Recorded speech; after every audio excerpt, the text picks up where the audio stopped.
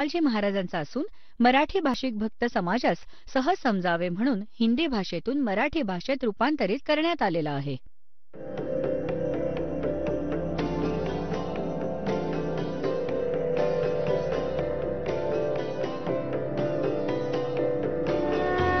और ज्ञान सब ज्ञान डी कबीर ज्ञान सो ज्ञान और जैसे घोड़ा तोब कायम करता चले मैदान. जगद्गुरु तत्वदर्शी संत रामपालजी महाराजांचे अमृत वचन सर्व पवित्र धर्मांच्या व पवित्र शास्त्रांच्या आधारावर.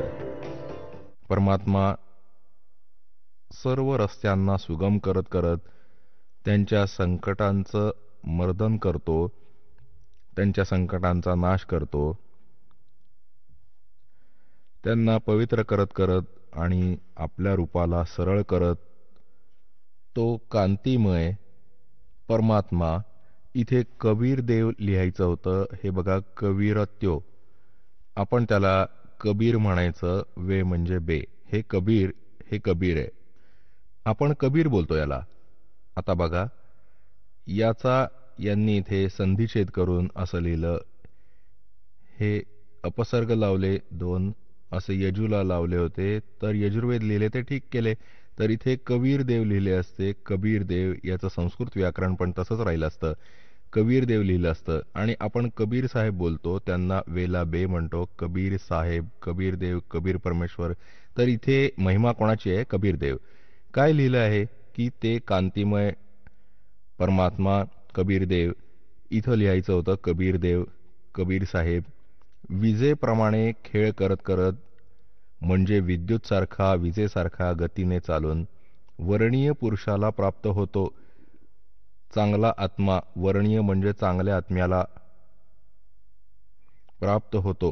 पुढे बघा, तो कुठे राहतो? भगवान 27व्या मंत्रात ऋग्वेद मंडल नंबर 9 सूक्त 86 मंत्र 27 मध्ये जो परमात्मा धूलोकाच्या 3ऱ्या भागावर विराजमान आहे.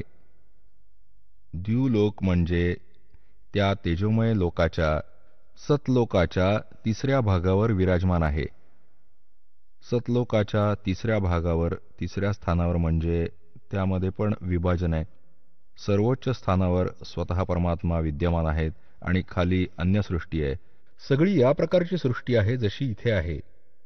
याला समजण्यासाठी असं समजा जसं दिल्ली आणि बाह्य दिल्ली आहे, तर परमात्मा त्या द्यूलोकाच्या 3ऱ्या भागावर राहतो. तिथे विराजमान आहे, साकार आहे, मनुष्य सदृश आहे, तिथून गती करून येतो. आता बघा, ऋग्वेद मंडल नंबर 9 सूक्त 82 मंत्र नंबर 1.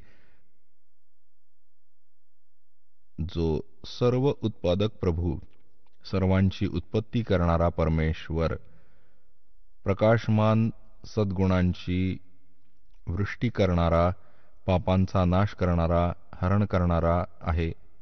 तो राजेव, राजाच्या सारखे. हे बघा, हे आहे 269 पानावर. आता आपण वाचू 270 पानावर. राजाच्या सारखा दर्शनीय आहे, राजाच्या सारखा बघण्यास योग्य आहे, साकार आहे, मनुष्य सदृश आहे. हे वेद साक्ष देत आहेत त्यांच्याच करकमलांनी. जो भगवानाला निराकार निराकार म्हणून आणि दुनियेला भ्रमित करत होते, आज त्याच्याच करकमलांनी त्या पवित्र सद्ग्रंथात परमात्म्याने दया करून हा ठीक अनुवाद केलाय. नाहीतर गडबडीचं पण करू शकत होते, कारण अन्य सगळीकडे उलट लिहिले आहे. भगवान निराकार आहे. आता परमात्मा राजाच्या सारखा दर्शनीय आहे. बघा काय लिहिलंय. पृथ्वी आदी लोक लोकांतराच्या चारी बाजूला शब्दायमान होत आहे. तो वर्णीय पुरुषाला, चांगल्याच आत्म्याला, जो दृढभक्त आहे त्याला पवित्र करत असताना प्राप्त होतो. पवित्र करतो, ज्ञानाने साफ करतो. ज्या प्रकारे वीज स्नेहाच्या स्थानांना आधार बनवून प्राप्त होते. आता पुण्यात्म्याव स्पष्ट केलंय. जसं कसे चांगलं प्रमाण दिलंय वेदात, की जसं आकाशातून वीज कोणत्या तरी धातूला आधार बनवून ती त्याकडे आकर्षित होते, ती त्यावरच येऊन पडते, दुसरीकडे नाही पडत. तर असेच परमात्मा त्याच पुण्यात्म्यांना मिळतो ज्याच्याकडे तो आकर्षित होतो, जे दृढ भक्त असतात, जे त्यांच्या गोष्टींना शिरोधार्य मानून परत दृढतापूर्वक अन्य पुण्यात्म्यांना ऐकवतात. पहिले कास्य धातूच्या वाटी थाळ्या असायच्या आणि जेव्हा पावसाच्या काळात आमची आजी म्हणायची आमच्या आईंना की बाहेर अंगणात कास्याची थाळी ठेवलीये, वाटी ठेवलीये, तिला आत ठेवा, नाहीतर वीज पडेल कास्य धातूवर, हे विशेष आकर्षण होतं. आता जिथे असा संयोग होत होता तर ती कास्य धातूवर पडायची. सांगायचा मुद्दा हा आहे की वेदाने प्रमाणित केलंय, एक उदाहरण दिलंय, तो परमात्मा त्या पुण्यात्म्याकडे असा आकर्षित होतो, त्यांनाच मिळेल तो दृढभक्त असतो. जसं आकाशातून वीज, आकाशातून विद्युत आपल्या त्या धातूवरच पडते, त्याला आधार बनवूनच खाली येते. पुढे बघा तो काय करतो मग इथे येऊन. ऋग्वेद मंडल नंबर 9 सूक्त 82 मंत्र 1 वाचला. आता दुसऱ्यात काय लिहिलंय की हे परमात्मन, उपदेश करायच्या इच्छेने आपण, ज्ञान देण्याच्या उद्देशाने आपण महापुरुषांना प्राप्त होता, चांगल्या आत्म्यांना मिळता आणि आपण अत्यंत गतिशील पदार्थासारखे म्हणजे विजेसारख्या गतीने आमच्या आध्यात्मिक यज्ञाला प्राप्त होता. आपण इथे लिहायचं होतं आपण कबीर देव आहात, सर्वज्ञ लिहिलंय. आपण कबीर देव आहात, कबीर देव आहात. आपण कबीर साहेब बोलतो, कबीर देव. आपण शुद्ध स्वरूप आहात, आमच्या पापांना दूर करून हे परमात्मा, हे अमर परमात्मा आम्हाला सुख दे. आता पुण्यात्म्यांनो, पवित्र वेदांना पूर्ण विश्व मानतं की परमात्म्याच्या यथार्थ ज्ञानाने युक्त आहे आणि परमेश्वराने म्हटलंय 600 वर्षापूर्वी की वेद मेरा भेद है, मैं ना मिलो वेदन के माही, और जौन वेद से मैं मिलूं वो वेद जानते नहीं, जौन वेद से मैं मिलूं वो वेद जानते नहीं. कबीर परमेश्वराने सांगितलं होतं की धर्मदास, हे प्रिय आत्मा, हे चारी वेद माझेच गुणगान करत आहेत, पण यांना ते समजू शकत नाही. आता जेव्हा आदरणीय धर्मदासजींच्या विषयी माहिती तुम्हाला देईन तर त्यांच्याशी बोलताना काय काय गोष्टी झाल्या.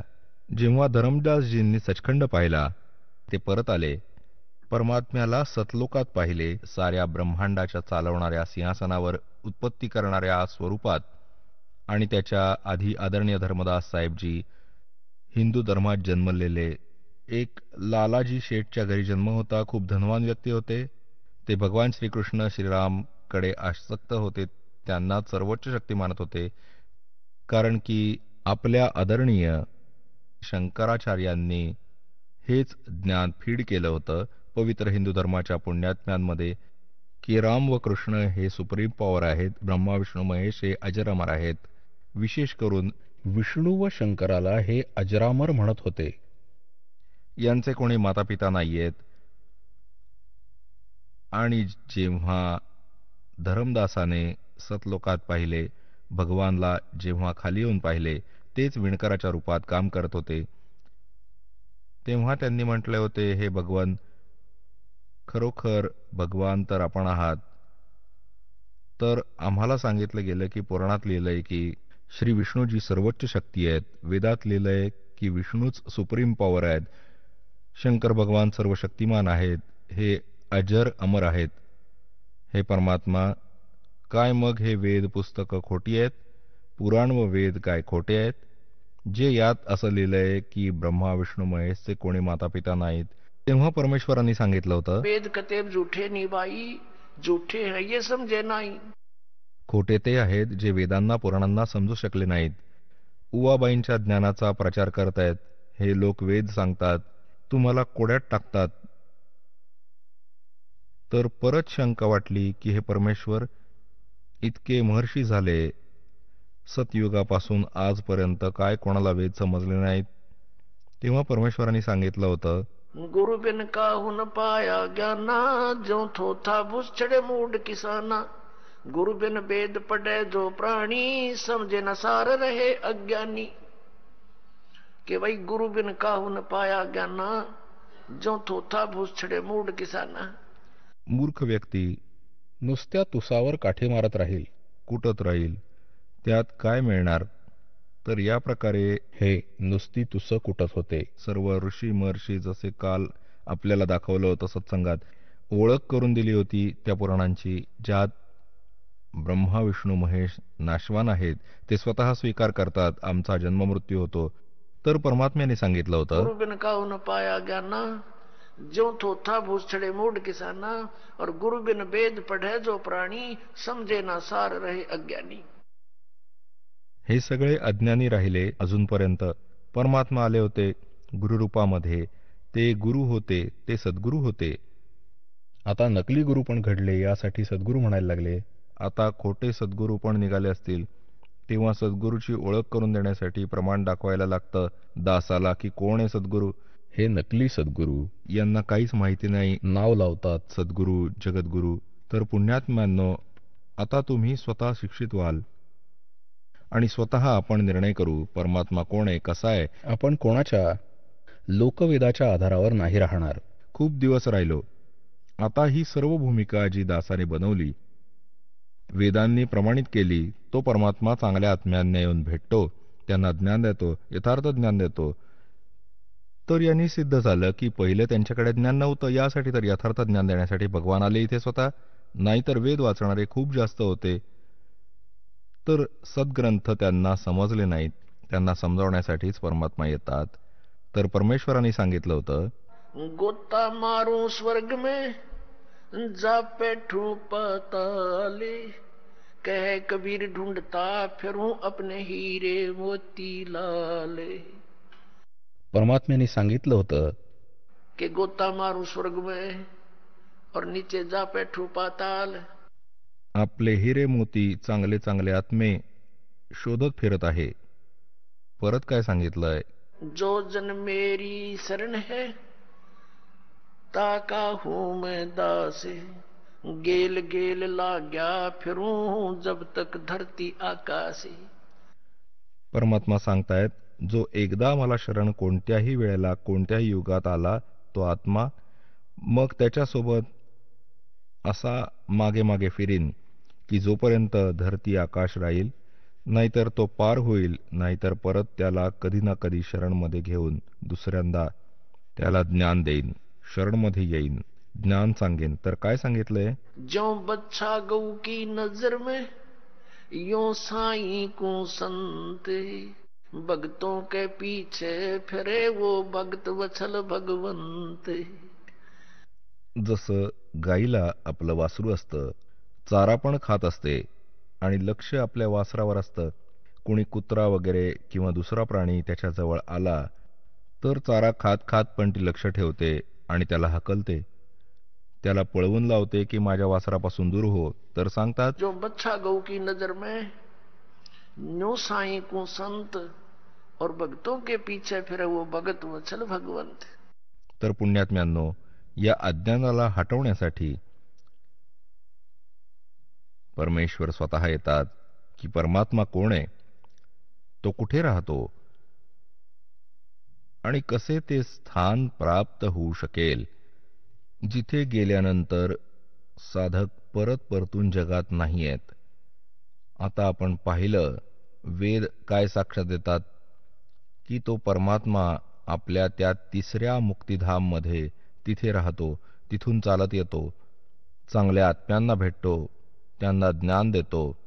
त्याच आधाराने हे गुण आहेत त्या परमात्म्याचे, तो अशी लीला करतो. त्याच लीलेच्या अंतर्गत कलियुगात तो परमेश्वर कोणकोणत्या महान आत्म्यांना भेटला.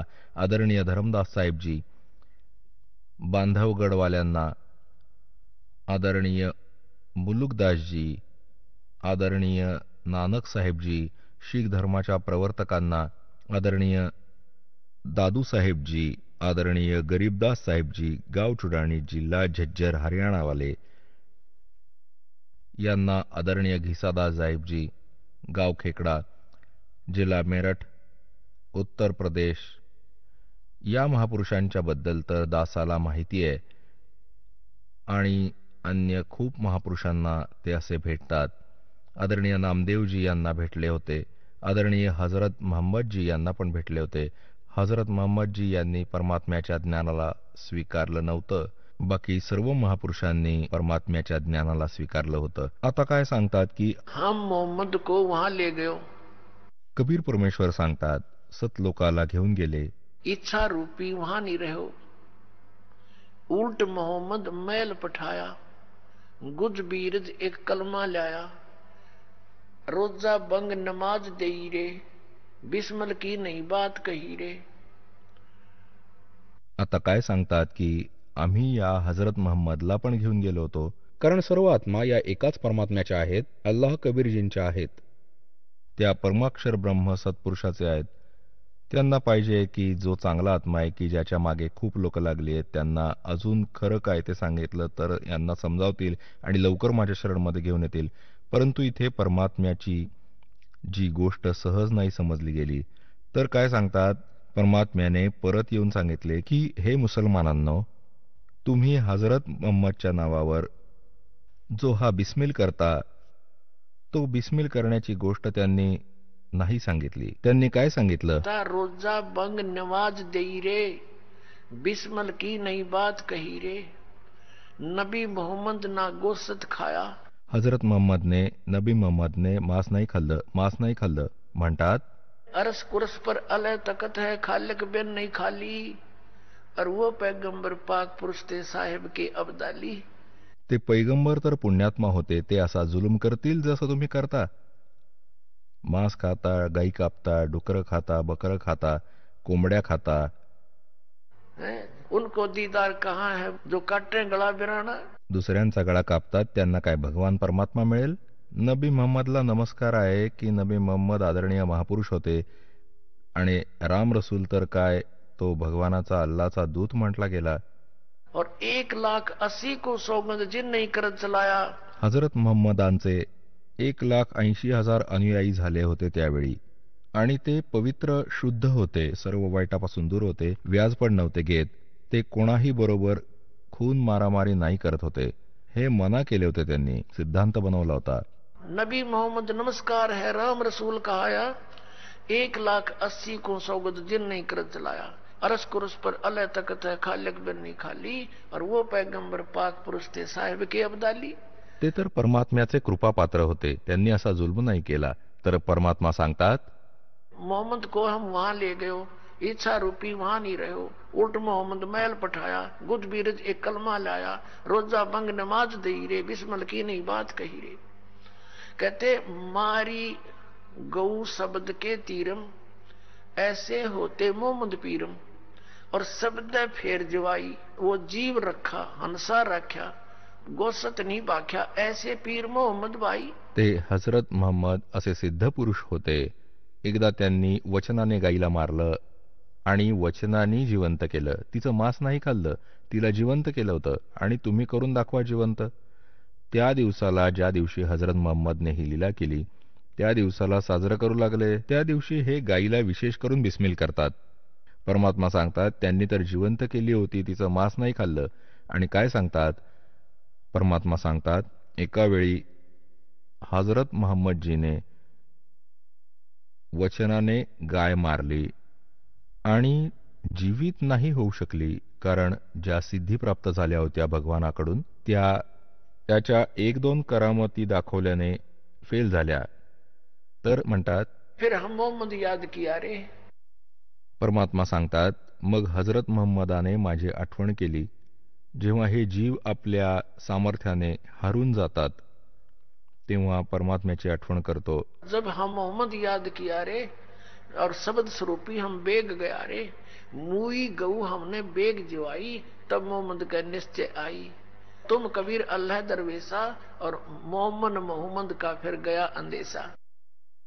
हजरत मोहम्मद कडून जेव्हा गाय जिवंत नाही झाली तेव्हा सांगतात त्यांनी अल्लाहू अकबरला हाक मारली.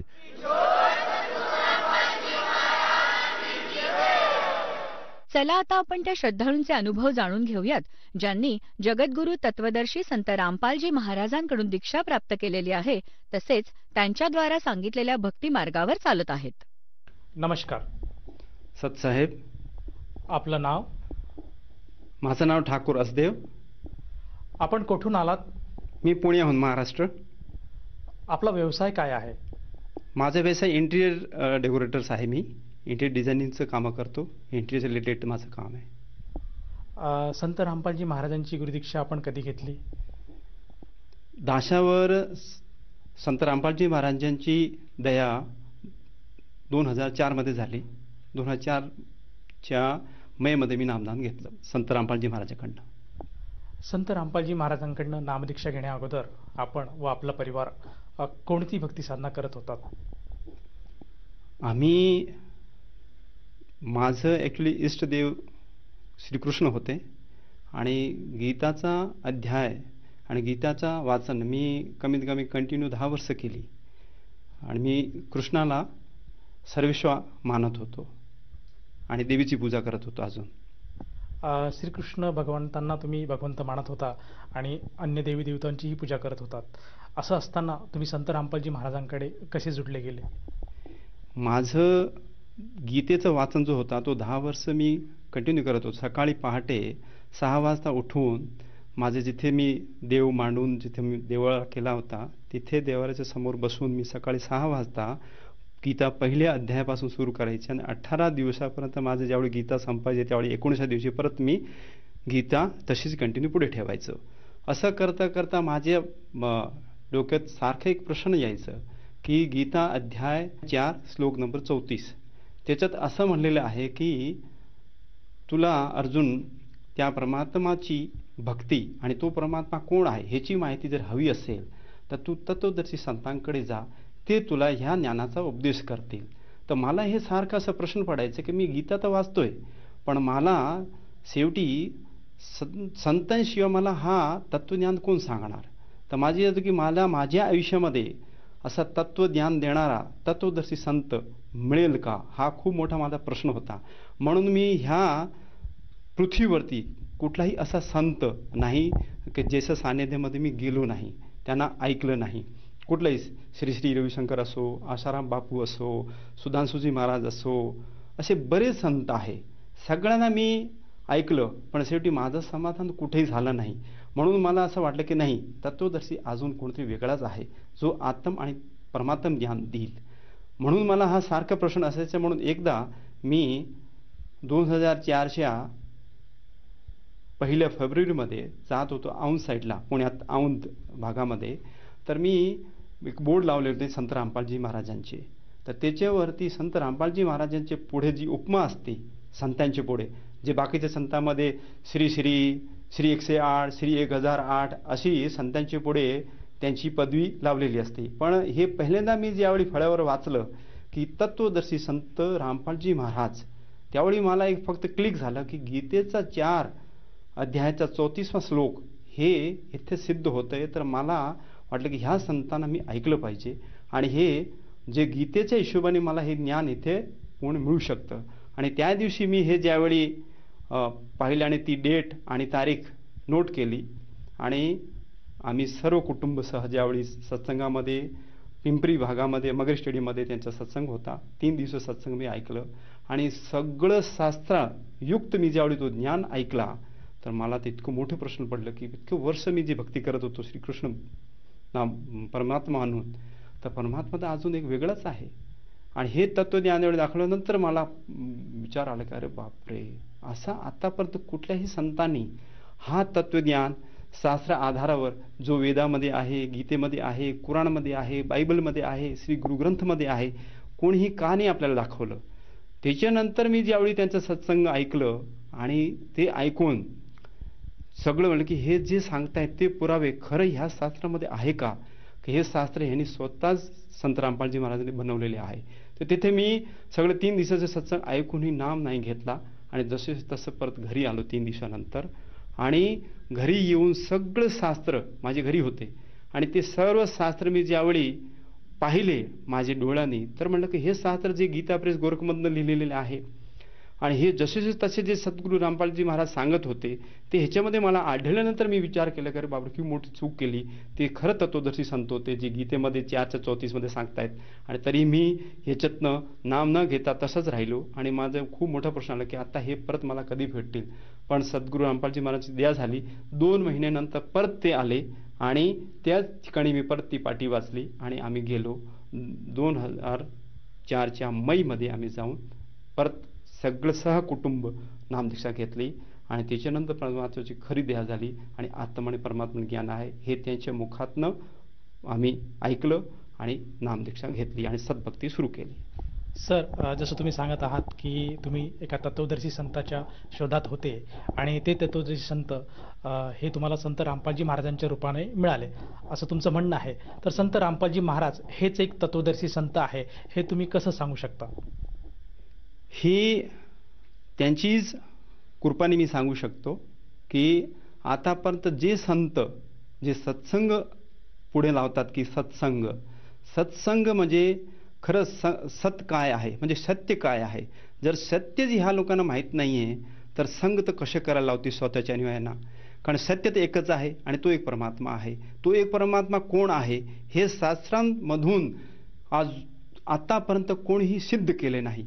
म्हणजे ह्याच्यावरनं हे कळतं की नाही बाकीचे कोणीही तत्वदर्शी संत नव्हते. म्हणून ते पूर्ण परमात्मा एक जो आहे तो शास्त्रांमध्ये लिहिलेला आहे प्रमाणसहित.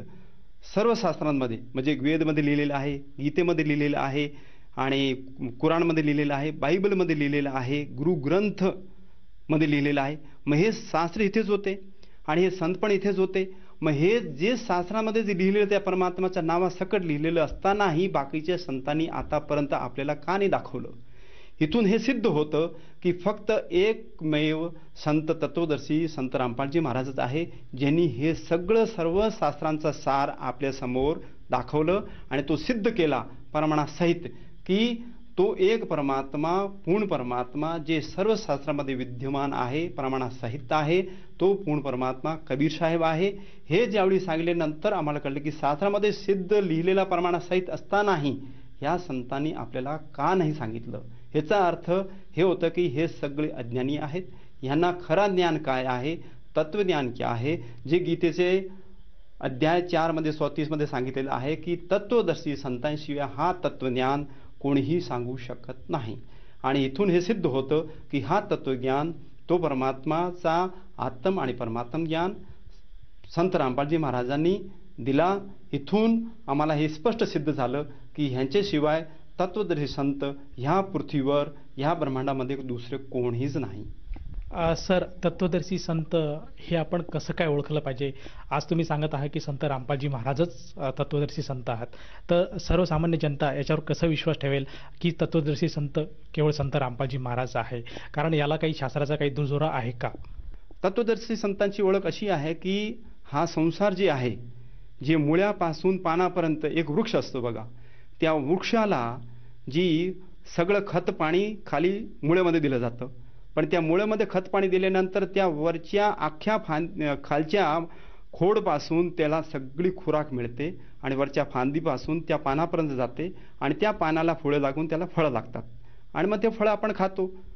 तसंच त्या वृक्षाला मुळ्यापासून पानापर्यंत म्हणजे मूळ काय खोड काय आणि फांद्या काय आणि वरती पानं काय हे जसंच तसं कोणी सांगून देईल तो खरा तत्वदर्शी संत आहे. जो वेदयुक्त ज्ञान सांगणारा तत्वदर्शी संत असतो. आणि हे मुळ्यापासून खोडपर्यंत आणि फांद्या आणि वरची पानं ही जशीशी तशी या संसाराची रचना त्या वृक्षापासून तत्वदर्शी संत रामपालजी महाराजांनी आतापर्यंत सांगितली जी आता ह्या पृथ्वीच्या कुठल्याही संतांनी आतापर्यंत सांगितली नाही. सर, जसं तुम्ही सांगत आहात की तत्वदर्शी संत रामपालजी महाराज आहे आणि त्यांच्याकडनं तुम्ही अनुग्रह घेतला, त्यांच्याकडनं तुम्ही भक्ती घेतली, भक्ती साधना तुम्ही करत आहात. तर या भक्ती साधनापोटी आपल्याला व आपल्या परिवाराला काही लाभ प्राप्त झालेत का? खूप लाभ झालेत, खूप झाले. पण मी मोजके जे मेन जे मला परमात्माने दया केली लाभ दिलेत ते आपल्याला सांगू इच्छिक आहे. पहिली गोष्ट सद्गुरू संत रामपालजी महाराजांनी जे तत्वदर्शी संत आहे त्यांनी तत्वज्ञान आणि तत्वज्ञानामध्ये सर्व काही आहे म्हणजे आत्म आणि परमात्म ज्ञान.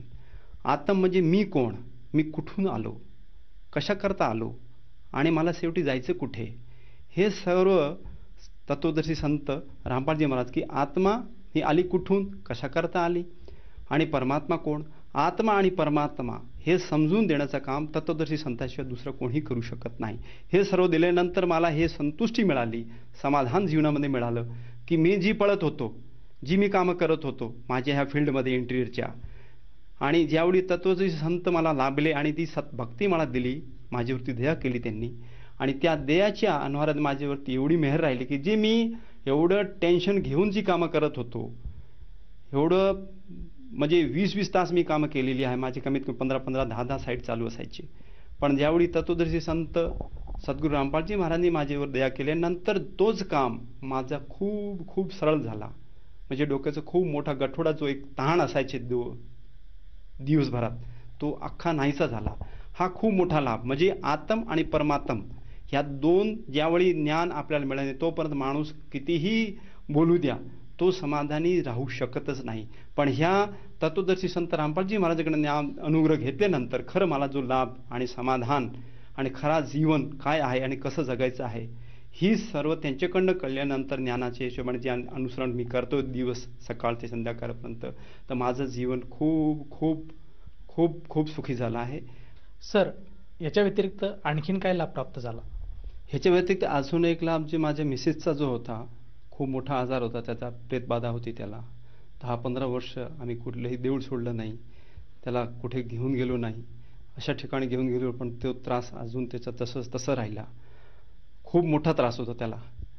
त्याच्यामुळे ज्यावेळी आम्ही संत रामपालजी महाराजांची जी दीक्षा घेतली, अनुग्रह घेतलं, त्याच्यानंतर नाम घेताच ते जो एवढा मोठा त्याचा आजार होता तो आजार त्या सद्भक्तीमुळे त्याच दिवशी ज्या दिवशी सद्गुरू रामपालजी महाराजांनी दया केली, आशीर्वाद दिला अनुग्रह देताना, आणि त्या क्षणी त्याचा नाहीसा झाला आणि तो खूप मोठा चमत्कार झाला आमच्या घरी. म्हणजे 10-15 वर्षापासून त्याला जो त्रास होता तो एक क्षणामध्ये नाहीसा झाला. तो खूप मोठा सुख दिला त्याला संत रामपालजी महाराजांनी.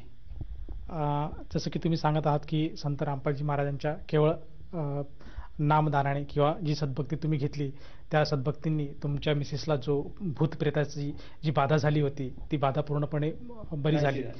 तर ती बाधा त्या ज्या आहे आता त्यासाठी आणखीन काही तुम्ही औषध वगैरे गोळ्या औषधे घेत आहेत का? नाही, काहीच नाही.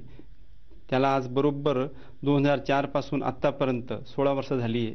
काहीच नाही, कुठल्याही प्रकारची गोळी वगैरे न घेता ती सुखरूप आहे. आणखीन काही लाभ प्राप्त झालेत का? अजून एक लाभ माझी मुलीचा झाला आहे खूप मोठा. अजून परमात्माने खूप मोठी दिली, म्हणजे त्याला जीवनच वाचवलं परमात्माने. माझी छोटी मुलगी जी 3 वर्षाची असतानाही सद्गुरू रामपालजी महाराजांनी दया केली होती अनुग्रहाची, आणि 2006 साली त्याला खूप मोठा आजार म्हणजे जॉन्डिस आपण ज्याला म्हणतो हेपेटायटिस शेवटच्या स्टेजला गेली, आणि ती खूप मोठा आजार म्हणजे ती अक्षरशः त्याच दिवशी हे कळलं आम्हाला, आणि तो तितका आजार त्याचा बघून त्याला त्रास बघून ज्यावेळी मी डॉक्टरकडे घेऊन गेलो आणि ॲडमिट त्याला केली, पण तो संध्याकाळपर्यंत तो आजार जसा तसा तो त्याचा आजार वाढतच गेला. म्हणजे ती रडायला लागली कारण त्याचे लिव्हर ह्याच्यामुळे डॅमेज झाले होते आणि जॉन्डिसमुळे अख्खं त्याचं शरीर पिवळा झाला होता. आणि 6-7 वाजेपर्यंत म्हणजे सकाळी त्याला पहाटे ॲडमिट केली आणि संध्याकाळीपर्यंत जे ॲडमिट केल्यानंतर जे सगळं त्याच्या तपासण्या MRI CT स्कॅन जेवढे तपासण्या होते सगळं केल्यानंतर कळलं की बाबा त्याचा जॉन्डिस जो आहे तो शेवटच्या स्टेजवर आहे, आणि डॉक्टर म्हटलं की आम्ही आता ह्या क्षणी काहीच करू शकत नाही. त्याला तुमच्यासमोर मी बोलीन, माझी जी मुलगी आहे. सर, तुम्ही सांगत आहात की तुमच्या मुलीला जॉन्डिसचा त्रास होता, तर त्या जॉन्डिसच्या त्रासासाठी तुम्ही काही दवाखाना केला होता का, आणि कुठल्या दवाखान्यात आणि कुठल्या डॉक्टरांकडून तुम्ही ट्रीटमेंट घेतली होती? माझे एक मित्रच होते, संचेती डॉक्टर म्हणून आहे, मार्केट यार्डला त्यांचा हॉस्पिटल आहे, तिथे मी सकाळी घेऊन गेलो आणि संध्याकाळीपर्यंत त्यांच्याकडे काही सुधारणा न पाहता मी म्हटलं की तुम्हाला जर लहान मुलांची इथे जर एवढी सोय नसेल तर मी ह्याला कसंही करून दुसऱ्या हॉस्पिटलमध्ये त्याला शिफ्ट करतो. त्यामुळे माझ्याकडनं मी सर्व प्रयत्न केले, पण त्याचा आजार मीही समजू शकत नाही कारण का जॉन्डिस लास्ट स्टेजला आहे, आणि माझ्याकडनं जे करू शकतो मी सगळं केलं. त्याच्यानंतर मी डेक्कनला सह्याद्री स्पेशल हॉस्पिटल आहे त्याच्यामध्ये त्याला संध्याकाळी 5 वाजता तिकडनं ॲम्ब्युलन्समध्ये घेऊन त्या हॉस्पिटलमध्ये आलो आणि तिकडे आल्यानंतर 5:30-6ला आम्ही तिथे हॉस्पिटल पोहोचलो आणि त्याला 6 वाजता ICUमध्ये गेलो आणि मी खालती काउंटरवरती सर्व त्यांच्या फॉर्मॅलिटीज आहेत ते फॉर्म वगैरे भरणं वगैरे चालू होतं माझं आणि त्याला ICUमध्ये घेऊन गेले. त्या ICUमध्ये ज्यावेळी मी फॉर्मॅलिटी अर्धा तासाने वर आलो, साधारण 7च्या दरम्यान मी वर आलो, तर मी पाहतोय की त्याचा जो मॉनिटर असतो, जे त्याचं सगळं त्याची श्वासाची गती दाखवतं ग्राफ, तो अख्खा अक्षरशः फ्लॅट झाला होता आणि ती अनकॉन्शियस झाली होती, म्हणजे कोमामध्ये गेली. आणि त्यावेळी डॉक्टर म्हटले की ह्या स्टेजमध्ये आम्ही तुम्हाला काही सांगू शकत नाही, जोपर्यंत ह्या मॉनिटरमध्ये त्याच्या हालचाली काही होत नाही तोपर्यंत आमच्या डोक्याच्या बाहेरचा भाग आहे हा. त्यावेळी माझ्यासमोर काहीच नव्हतं. मला वाटत होतं की बाबा आम्ही परमात्माची शरणमध्ये आहोत, म्हणून मला खूप मोठी दृढता होती परमात्माची देणी की ह्या आत्म्याबरोबर तसं परमात्मा काही होऊ देणार नाही, कारण का त्याच्याकडे अनुग्रह होतं, जी खूप मोठी सद्भक्ती होती. त्या दृढतामुळेच मी तिथे ठाम होतो की नक्कीच ती मुलगी त्यातनं परमात्माची देणी बाहेर येईल. हा मला खूप मोठा माझ्या संत रामपालजी महाराजांवरती विश्वास होता. आणि 3 दिवसपर्यंत ती जशीशी तशी कोमामध्ये होती आणि 4थ्या दिवशी म्हणजे मी 3 दिवस तिथेच होतो तिच्याबरोबर आणि 4थ्या दिवशी मिसेसला वाटलं, कारण का जूनचा महिना होता, शाळा सुरू झाली होती, माझ्या 2 मुली शाळेत जात होत्या, म्हणून मिसेस घरीच होते, मी एकटाच हॉस्पिटलमध्ये होतो. 4थ्या दिवशी ज्यावेळी मिसेस माझ्या टिफिन घेऊन दुपारी हॉस्पिटलमध्ये आली, कारण का त्यालाही ती मुलगी छोटी होती, त्याला पाहण्याची इच्छा होती, म्हणून त्याला वाटलं की टिफिन घेऊन जाते त्यांच्यासाठी आणि मुलीला पण पाहून येईल. ज्यावेळी ती आली आणि त्या मुली 3 दिवसामध्ये त्याची बॉडी जी होती ही ऑलमोस्ट 3 टाइम्स वाढली होती, म्हणजे तिप्पट झाली होती. म्हणजे माणूस मेल्यानंतर त्याची बॉडी कशी वाढते, फुगते, तशी त्याची बॉडी फुगली होती. त्याच्या कानात, नाकात सगळीकडे त्याच्या सगळ्या हे वायर वगैरे घातलेल्या होत्या. आणि त्या स्टेजमध्ये मिसेसने हट केलं की मला मुलीकडे जायचं आहे आणि मला मुलीला पाहायचं आहे. त्यामुळे मी टाळत होतो की त्या स्टेजमध्ये त्याला मुलीला दाखवणं हे कितपर्यंत योग्य आहे, कारण का ती जर पाहून जर ती दृढ नाही राहिली तर त्याला परत मला सांभाळायला लागेल आणि त्याच्यासाठी परत तिथे हॉस्पिटलमध्ये काही बेड करता लागेल. म्हणून मी टाळत होतो की शक्यतो त्याला टाळवून त्याला घरी पाठवून देऊ. पण ती ऐकत नव्हती की नाही मला बघायचं आहे. तर मी फक्त एकच प्रार्थना त्या दिवशी केली की ज्या संतांची शरणी आपण आहोत त्यांची खूप मोठी दया आपल्यावर आहे आणि खरं म्हणजे त्या सद्भक्तीच्या जी आपण करतो सद्भक्ती त्यामार्फत त्या मुलीला काही होऊ दिलं नाही सद्गुरू आणि ती व्यवस्थित त्यातनं बाहेर येईल, तू घरी जा. ते म्हणले नाही, मला एकदा डॉक्टरना विनंती करा मला दाखवायला. तर मी एक केलं की तू फक्त सद्गुरूंची बद्दल तुझी दृढता जशीशी तशी तू ठेवत असेल आणि त्या मुलीला पाहून तुझ्या डोळ्यातनं अजिबात अश्रू यायला नाही पाहिजे एवढी ठाम असेल तर मी तुला घेऊन जातो. तर ते म्हणले की नाही, मी ठाम राहील, मी त्याला पाहून अजिबात माझा धीर सोडणार नाही आणि मी तुम्हाला वचन देते, म्हणून मला तुम्ही घेऊन जा. मग शेवटी मी डॉक्टरला सांगितलं की ह्याला पाहायचे त्या ICUमध्ये ह्याला सोडा. तर मी त्याच्याबरोबर त्याला घेऊन गेल्यानंतर त्याची बॉडी आणि सगळं वायर वगैरे पाहून त्याच्या बॉडीवर आणि त्याची बॉडीची जी वाढ होती ती तिप्पट झालेली त्याची बॉडी पाहून त्याला स्वतःला सांभाळता आला नाही आणि त्याचा धीर गेला आणि ती अक्षरशः खूप मायूस झाली आणि मग त्याला धरून मी त्याला तशी बाहेर घेऊन आलो वेटिंगमध्ये आणि त्याला समोर चेअरवर बसवली. आणि बसवल्यानंतर मला एक प्रश्न आला की आता ह्याला हे जे चित्र त्याने जे मुलीचं स्वतःचं पाहिलं आहे लहान मुलीचं ते त्याच्या डोक्यातनं कसं काढावं म्हणजे हे सुखरूप घरी जाईल. तर हे काढण्यासाठी मध्ये रामपालजी महाराजांनी एक प्रेरणा केली की कबीर साहेब 600 वर्षापूर्वी ज्यावेळी आले होते काशीमध्ये त्यावेळी त्यांचे भक्त होते, त्यांची दृढता पाहण्यासाठी आणि त्याची परीक्षा घेण्यासाठी ते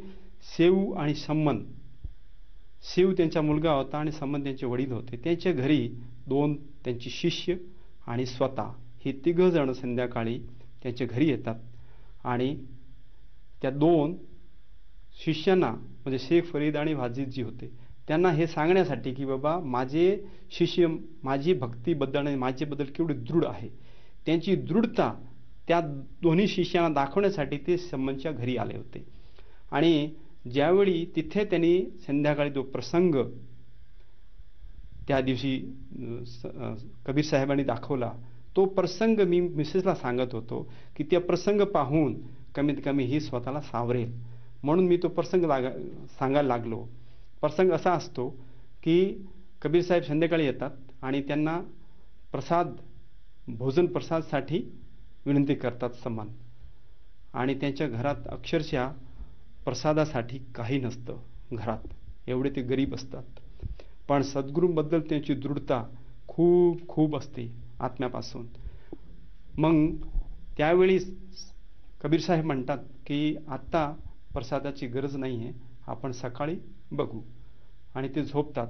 आणि सकाळी घरात काही नसेल तर सकाळची सोय कशी करणार, म्हणून हे सेव त्यांचा लहान मुलगा असतो, सम्मन ते स्वतः, आणि त्यांची मिसेस असती, त्यांची बायकोचं नाव असतं नेकी. हे तिघजण विचार करतात की बाबा सकाळचं त्यांची प्रसादाची सोय कशी करायची, घरात तर काही नाही आहे. मग त्यांनी एक विचार आला की कमीत कमी जे दुकान आहे आपल्या गावात तिकडे जाऊन आपण कमीत कमी त्या प्रसादापुरतं पीठ तरी घेऊन येऊ चोरी करून, म्हणजे आपल्या गावाचाही मान राहील आणि संत आपल्या गावातना उपाशी जाणार नाही. म्हणून तो गावाच्या हितासाठी त्यांनी, खरं त्याला चोरी नाही म्हणतायत, खूप मोठं पुण्य होतं त्या गावाचा, म्हणून ते जाऊन तिकडनं 1 किलो पीठ घेऊन येतात. आणि ते पीठ घेऊन येताना तो जो मुलगा असतो तो म्हणतो की मला ह्या दुकानाच्या खिडकी छोटी असते त्यातनं मला आत सोडा. आणि तो खिडकीतनं आत ज्यावेळी प्रवेश करतो आणि त्या पिशवीमध्ये 1 किलो पीठ हाताने त्या डब्यातनं देऊन पिशवी ज्यावेळी खिडकीतनं सम्मन त्यांच्या वडिलांना देतो, त्यावेळी तो डब्बा वाजतो आणि सेठ आत झोपलेला असतो, तो उठतो. उठल्यानंतर त्याचा पाय पकडतो, म्हणजे सेव जो असतो मुलगा लहान तो तिथेच राहतो. आणि सेव सांगतो की तुम्ही हे जे पीठ आहे ते घरी घेऊन जावा, आईला सांगा की त्यांच्यासाठी प्रसाद बनला सकाळच्या, मला तर सेठान धरलं तर म्हणून मी येऊ शकणार नाही आणि तुम्ही इथनं जा. म्हणून तो पीठ घरी घेऊन येतो. त्यावेळी नेकी त्यांची सेवची जी आई आहे ती विचारते की बाबा आपला मुलगा सेव कुठे, तर म्हणलं की सेवल्या दुकानदाराने धरलंय, तो येऊ शकला नाही. मग त्यांना प्रसंग की बाबा जर सकाळी त्याची ओळख झाली तर आपली आणि आपले सद्गुरू कबीर साहेबांची तिथे बदनामी होईल, म्हणून कसं तरी हे कसं टाळायचे ती बदनामी. म्हणून ते नेकी आणि सम्मन म्हणजे आई वडील त्या मुलाची मुंडकी कापून घरी घेऊन यायचे, म्हणजे सकाळी त्याची ओळख पटणार नाही की हा कोणाचा मुलगा आहे, आणि सद्गुरू कबीर साहेबांची म्हणजे परमात्माची बदनामी थांबेल. हा खूप मोठा प्रसंग. म्हणजे मी म्हटलं की ते का असं सांगत होतो माझी मिसेसला की आपली मुलगी आता अशीच जशी आहे, आणि सम्मन जो आणि नेकी हे आई वडील असूनही त्याच्या मुलाची त्या सद्गुरूंच्या दृढतामुळे त्याची मान कापायला हे झाले. त्याच्यामध्ये हे बघा ना, असा खूप काटा येतो अंगाला की हे असे पण भक्त होते त्यावेळी 600 वर्षापूर्वी. आणि ज्यावेळी ही माझ्याकडे पण एक परीक्षाची घडी समजून मी त्या मिसेसला हे सगळं प्रसंग सांगत होतो. आणि ज्यावेळी तो त्याचा कारण हा प्रसंग खूप मोठा आहे, मी एक शॉर्ट त्याला करून आपल्याला सांगतो की ज्यावेळी तो संबंध जाऊन त्याची आणि मुलामध्ये म्हणजे सेवमध्ये पण हेच असतं की बाबा माझे वडील आले आणि माझा जर मुंडका कापून घेऊन गेले तर आमची ओळख होणार नाही, सद्गुरूची बदनामी थांबेल. सगळ्या अख्ख्या तिघी आत्म्यामध्ये सद्गुरूंबद्दल एवढी दृढता होती. तर हे ज्यावेळी तो त्याचा मुंडका कापून घरी घेऊन येतं आणि दुसऱ्या सकाळी पहाटे ज्यावेळी शेठ बघतोय तर तिथे फक्त धड पडला आहे आणि त्याचा मुंडका नाही आहे. त्यावेळी ती नेकी म्हणते की बाबा त्यांनी धड कुठेतरी जंगलात टाकला असेल, म्हणून तुम्ही त्याच्या मागे मागे सकाळी जाऊन तो धड घरी घेऊन या. म्हणजे पहाटे त्या शेठ जिथे जातात बाहेर टाकायला तिथून जाऊन तो सम्मन तो धड पण घरी आणून त्या मुंडक्याच्या शेजारी एका पिशवीत ठेवून देतात कोपऱ्यात. सकाळी ज्यावेळी त्या प्रसादामध्ये ते 3 भोग करतात, त्या प्रसादाचे 3 वाट्यामध्ये देतात कबीर साहेबांना, 2 भक्त आणि कबीर साहेब. त्यावेळी कबीर साहेब म्हणतात की आपण 6 जणे आहोत, तुम्ही 3 आणि आम्ही 3, 6 जण म्हणजे ह्या 3 मधनं 6 हिस्से करा आणि आपण 6 जण हा प्रसाद खाऊया. त्यावेळी 3 प्रसाद त्यांनी केलं, 3 मधनं 3 अजून केलं, म्हणजे 6 प्रसाद 6 जणांसाठी झालं. आणि पण खाणार ते 5च होते कारण की सेव त्यात नव्हताच. त्यावेळी कबीर साहेब म्हणतात की त्यालाही बोलवा आपण 6 जणी एकत्र बसून हा प्रसाद खाणार आहोत. पण त्यांना माहिती आहे की आमच्या हाताने ज्या मुलाचा आम्ही वध केला आहे तर त्याला कसा आम्ही आवाज देऊ आणि तो कसा येऊ शकेल. पण हे पण नाही की कबीर साहेब म्हणतात त्याला बोलवायसाठी, तर ते पण ते आणि त्यांच्या डोळ्यातनं अक्षरशः की आमच्याबरोबर हा घटना घडली असूनही त्यांच्या डोळ्यात पाणी नव्हतं. हे मी माझे मिसेसला परमात्म्याची दयेने सांगत होतो की बाबा आपल्यालाही ह्या सद्गुरूबद्दल एवढं ठाम राहायला पाहिजे. ही पण आपल्या घरात एक प्रसंग आहे, ही घडी आहे परीक्षाची. त्यावेळी ज्यावेळी हे सेऊ सम्मन आणि नेकी म्हणजे आई वडील आवाज न देता ते थांबतो की का नाही तुम्ही आवाज देतात, मी देऊ का आवाज. तर म्हणलं नाही नाही, तो गावात खेळायला गेलाय मुलांबरोबर, तो येईल त्यावेळी प्रसाद घेईल, आता आपण घेऊया. तर म्हणलं नाही, एकत्र घेऊया. मग ते आवाज न देता कबीर साहेब म्हणतात की सेऊ बेटा ये जेवायला. त्यावेळी तो सेऊ ज्याची मान आणि त्याची जी मुडकी असते ते कापलेली एकत्र होते. एक क्षणामध्ये तो सेऊ तिकडनं पळून येऊन त्यांच्या शेजारी बसतो. जसा सेऊ त्यांच्या शेजारी कसा बसतो की त्यांनी हाताने त्यांचा वध केला, मुंडी कापली त्याची, आणि ती मुंडी जशीच तशी तो सेऊ शेजारी येऊन तो प्रसाद खायला बसतो. हा प्रसंग मी ज्यावेळी माझे मिसेसला सांगत होतो तो प्रसंग जसा सेऊ धड आणि मुंडकी एकत्र होऊन तिथे शेजारी जेवायला बसला तेवढ्यातच हे माझा प्रसंग पूर्ण व्हायच्या आधीच तिकडनं ICU मधनं डॉक्टर पळत आला आणि मला सांगतो की ठाकूर साहेब तुमची मुलगी तुम्हाला बोलवतीये. हा खूप मोठा प्रसंग या संत रामपालजी महाराजांनी माझ्या घरात घडवला की हे खरं म्हणजे ज्यावेळी तो प्रसंग आठवतो त्यावेळी आमच्या डोळ्यात अश्रू येतं की माझी मुलगी खरं अक्षरशः ती जिवंत नव्हती.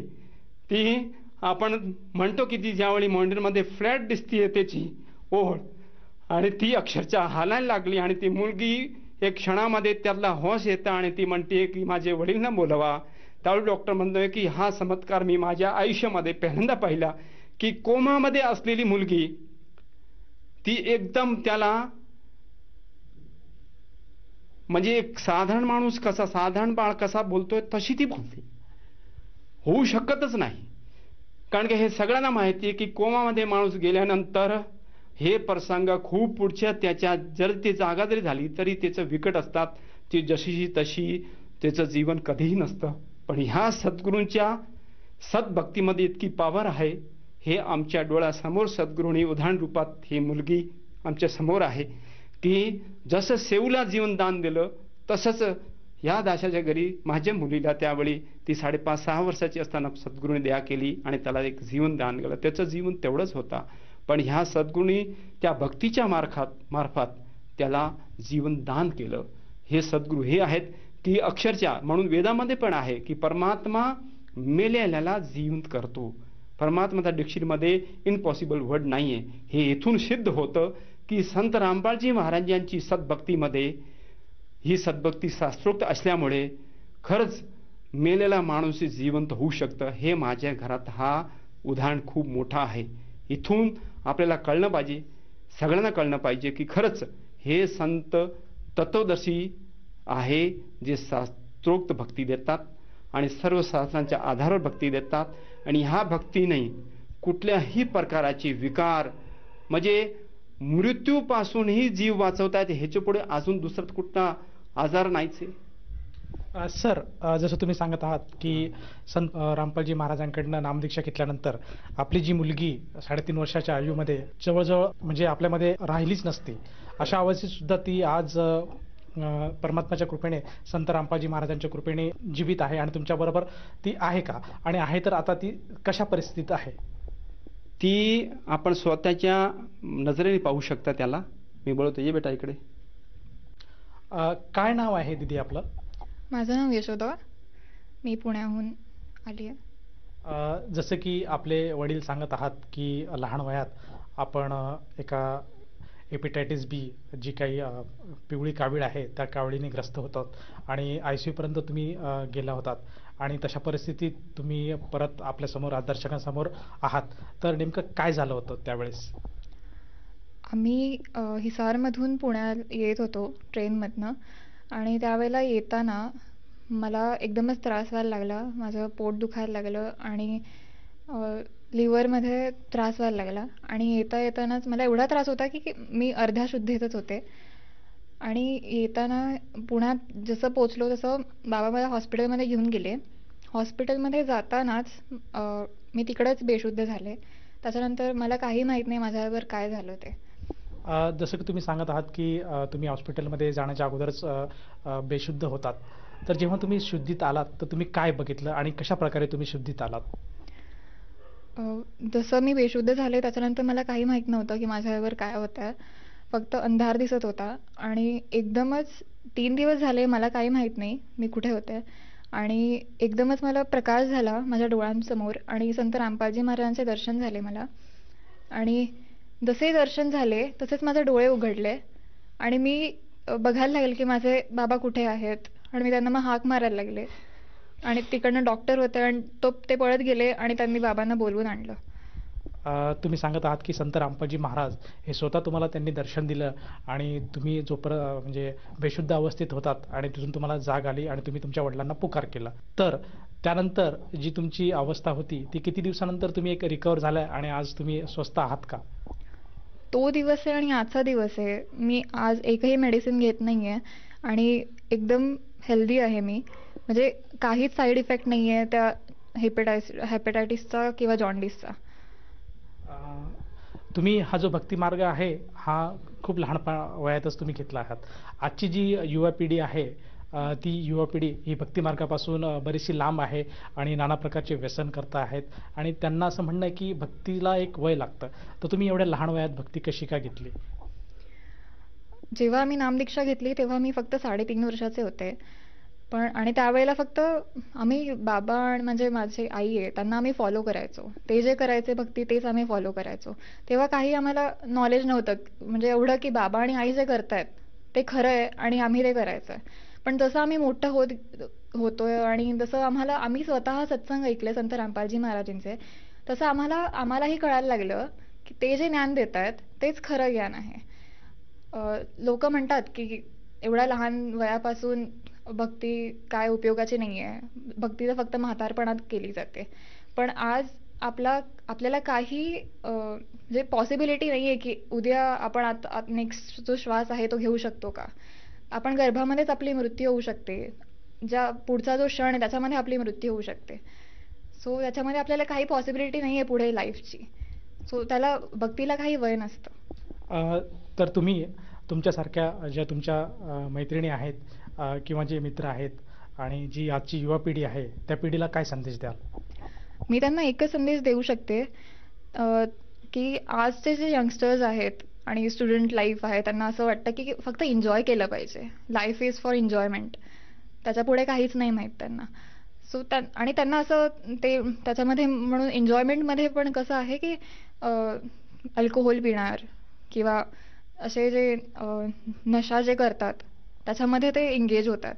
सो मी त्यांना एकच म्हणायचं की एन्जॉयमेंट आहे आणि ते जे हे करतायत हे टू फॉरगेट द मोमेंट ते असं मनामध्ये ठेवून करतायत. पण एन्जॉयमेंट म्हणजे ती खरी ही आहे जेव्हा आपण आपले जे परमात्मा आहेत त्यांनी जी भक्ती दिली आहे ती आपण जेव्हा करतो त्याचं जी एन्जॉयमेंट आणि जे एक पीस मिळतं आपल्याला मनामध्ये आणि आपल्या पूर्ण बॉडीमध्ये ते एक खरी एन्जॉयमेंट आहे.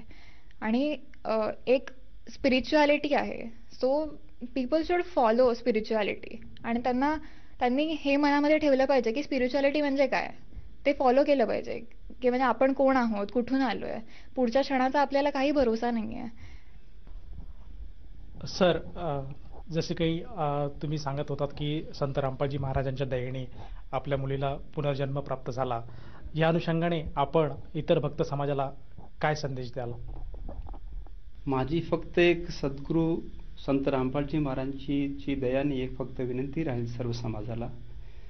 माझे सर्व बंधू आणि भगिनींना, माझी आई आणि बाबांना, माझे आई बाबांचे जे वयाचे असतील ते माझे आई बाबासारखेच आहेत.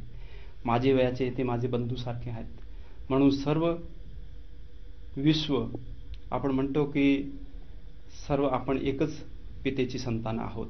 तो पिता खरं कोण आहे हे संत रामपालजी महाराजांनी सिद्ध केलं की आपलं सर्वांच्या पिता एकच आहे आणि तो पिता म्हणजे फक्त आणि फक्त कबीर साहेब आहेत. हे संत रामपालजी महाराज स्वतःच्या मनाने सांगत नाही. मी जी विनंती करतो ही माझ्या मनाने सांगत नाही. हे आपले जे सिलेबस आहे, जे सिलेबसचे प्रमाणे जे भक्ती देतात ते फक्त एकमेव संत रामपालजी महाराज आहे. बाकीचे जे सांगतायत ते सगळं मनाने आपल्याला एकमेकांना वाटण्याचं काम करतायत. पण एकत्र एक कुटुंब, वसुदेव कुटुंबकम आपण म्हणतो फक्त, पण तो संत रामपालजी महाराजच्या ज्ञानाने सिद्ध होऊ शकतं.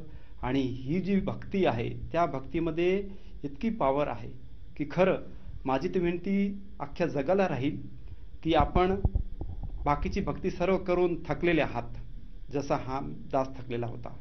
पण ज्यावेळी संत रामपालजी महाराजांची शरण घेतल्यानंतर मला जे माझ्या घरामध्ये जे सुख संत रामपालजी महाराजांनी दिलंय ना, ते मी कितीही कौतुक केलं तर ते कमीच आहे. मी शब्दामध्ये सांगू शकत नाही खरंच.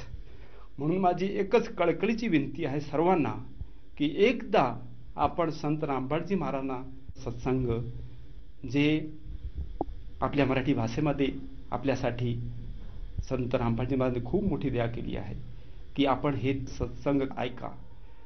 तुमचे पाठ होऊन जाईल, सर्व शास्त्र वेद काय आहे हे पाठ होऊन जाईल, गीतामध्ये काय लिहिले हे पाठ होऊन जाईल. आणि मग जे शास्त्र सांगतायत ते अनुसरण करा.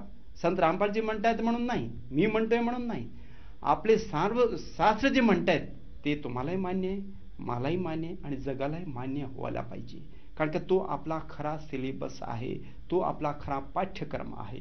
म्हणून माझी एक कळकळीची विनंती सर्वांना की आपला पाठ्यक्रम काय आहे, जो आध्यात्मिक पाठ्यक्रम, तो आपण नक्कीच संत रामपालजी महाराजांच्या सत्संगामध्ये ऐकू शकता, डोळ्यांनी शास्त्र वाचू शकता, पाहू शकता आणि तुमचे सर्व शंकाचे समाधान संत रामपालजी महाराजांच्या सत्संगामध्ये होऊ शकतं. कारण कुठल्याही प्रकाराचे विकार असू द्या, नशा असू द्या, हुंडा असू द्या, जे आता संत रामपालजी महाराज जे एक स्वच्छ समाज निर्माण करत आहेत त्यांच्या पुढे ह्या जगामध्ये कुठलाही मार्ग नाही.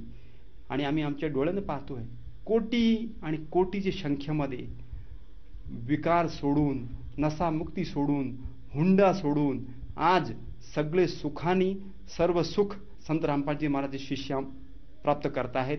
म्हणून आपणही तिच्याकडे दुर्लक्ष करू नका आणि आपल्या ह्या मनुष्य जन्माचा मोबदला जो खरा काय आहे, सर्व सुख प्राप्त करण्यासाठी ही सतभक्ती स्वीकार करा ही माझी विनंती आहे.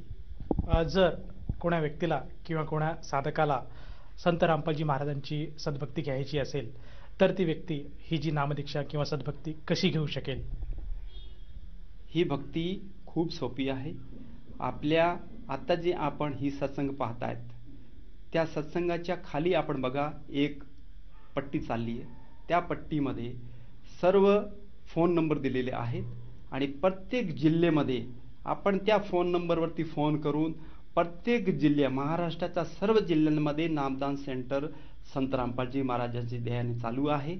तर आपण त्या नंबरवरती ज्या पट्टीमध्ये चालू आहे आता सत्संग पाहताना ते नंबर नोट करा आणि त्या नंबरवरती आपण फोन करा आणि फोन करून आपण आपले जवळचं नामदान सेंटरचा पत्ता त्यांच्याकडनं घेऊ शकता आणि तिथे जाऊन आपण निःशुल्क जे फ्री ऑफ कॉस्ट नामदीक्षा दिली जाते संत रामपालजी महाराजांच्या दयेने आपण प्राप्त करू शकता, ज्याच्यामध्ये कुठल्याही प्रकाराचा तुमच्याकडनं पैसा घेतला जात नाही.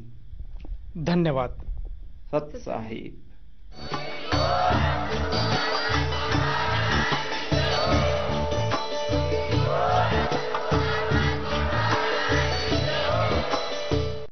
आपण ऐकत होता जगद्गुरु तत्वदर्शी संत रामपालजी महाराजांचे मंगल प्रवचन.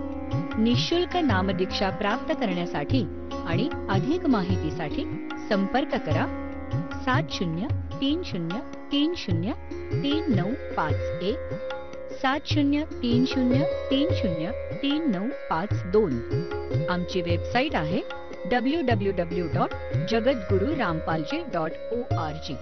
सर्व पवित्र धर्मांच्या व पवित्र शास्त्रांवर आधारित प्रमाणित अनमोल पुस्तक ज्ञानगंगा किंवा जगण्याचा मार्ग यापैकी कोणतेही एक पुस्तक निःशुल्क मागवण्यासाठी आम्हाला आपले पूर्ण नाव, पूर्ण पत्ता, पिनकोड सहित आणि फोन नंबर लिहून 7030303951 7030303952 नंबरवर SMS करू शकता किंवा आम्हाला 7030303950